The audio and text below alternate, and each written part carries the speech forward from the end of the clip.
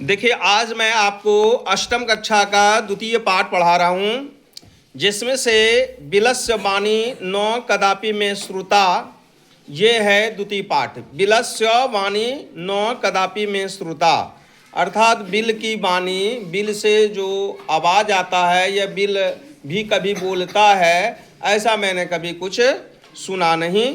ये कहानी का मुख्य शीर्षक है।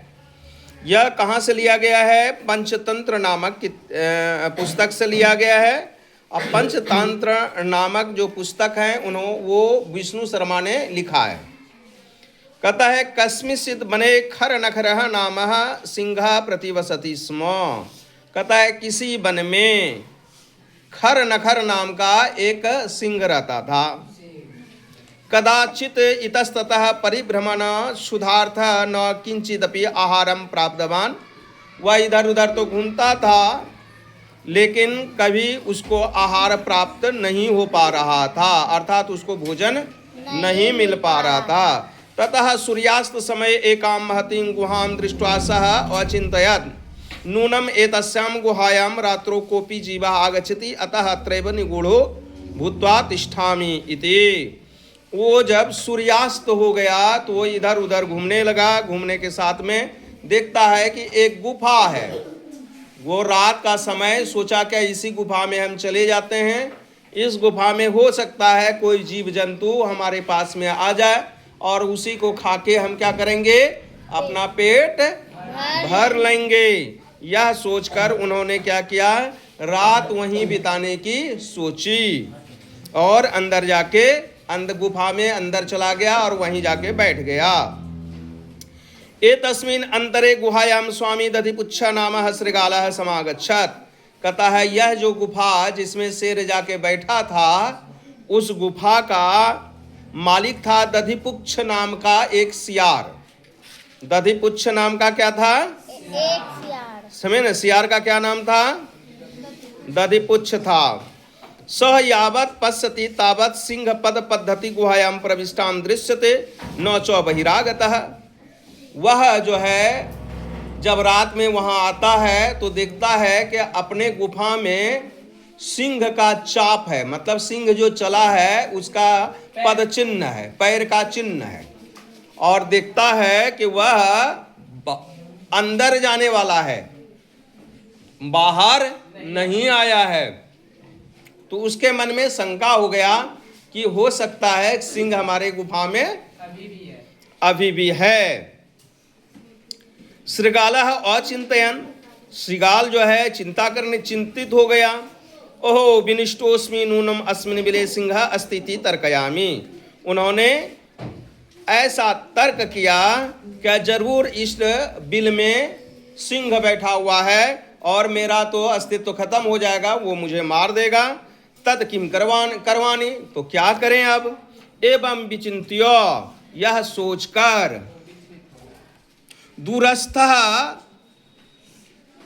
रवम कर्तुम आरब्धः।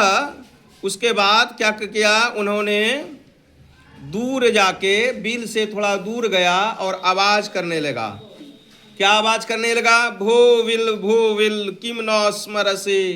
ए बिल क्यों नहीं मुझे याद कर रहे हो?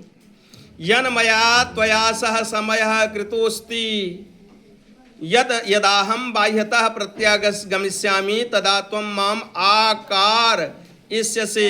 मैं जब बाहर गया तब जब मैं यहाँ आया बाहर में तो तुम मुझे बुलाते थे अंदर, आ जाओ। यह कौन बुद्धि लगा रहा है? सियार बुद्धि लगा रहा है। समझ गए? इसके मन में ऐसा सेट हो गया है, मन में ऐसा विचार आ गया है कि सिंह अंदर में बैठा हुआ है। तो ये अपना सोचा कि अगर डायरेक्ट ऐसे चले जाएंगे तो मुझे तो खा जाएगा। तो इसलिए उसने क्या किया, झूठ मूठ का बिल को आवाज लगाने लगा। ए बिल कुछ आवाज दो उधर से, हमको तो पहले बुलाते थे जब मैं आता था, अब कुछ नहीं बुला रहे हो, क्या कारण है?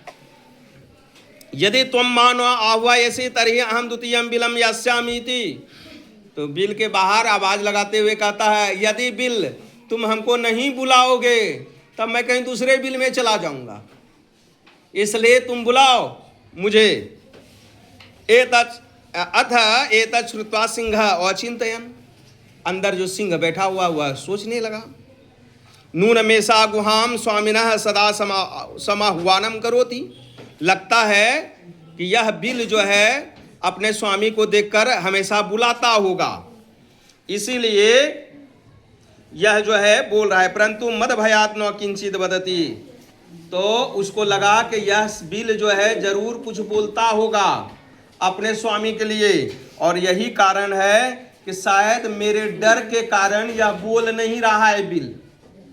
अथवा साध्वीमम उच्यते भय संत्रस्तमसाम भय संत्रस्तमनसाम हस्तपादादिका क्रिया प्रवर्तन्ते न वाणी च बेपथुश्चाधिको भवेत् तदहम अस्य आह्वानम करोमि। तब ऐसा विचार करते हुए उन्होंने क्या किया, बोला कि मैं ही बुला लेता हूँ सियार को, जब अंदर आ जाएगा खा लूंगा। एवं सह बिले प्रवेश में भोज्यम भविष्यति, और ऐसा सोचकर जैसे वो बिल में प्रवेश करेगा मेरा भोजन हो जाएगा। इत्थम विचार्य सिंह सहसा श्रृगालस्य आह्वानम करोत्, और ऐसा सोचकर सिंह जो है गुफा से उधर बोलने लगा। सिंह उच्च गर्जन प्रतिध्वनि नाम सा गुहा उच्च श्रृगालम आह्वायत। कहते हैं सिंह जो बोला वहां पे, और गुफा में जब बोला तो सिंह का एक गर्जन और गुफा का अंदर में गूंज आवाज, बहुत जोर से बाहर आवाज आता है। अन्येपि पशवः भयभीता भुवन श्रृगालोपि ततः दूरम पलायनमान इमम अपठत। कहता है यह जैसे सिंह का आवाज उधर से आया, सियार तो यही चाह रहा था, सियार क्या किया, तुरंत भाग गया वहां से, और उसके गर्जन आवाज से आसपास में जीव जंतु जितने थे सब सतर्क होते। अनागतम यह कुरुते सशोभते सशोच्यते यो शोभते सशोच्यते यो न करोत्यनागतम वनेत्र संस्थस्त समागता जरा विलस्यमाने न कदापि मे शृण्वाम।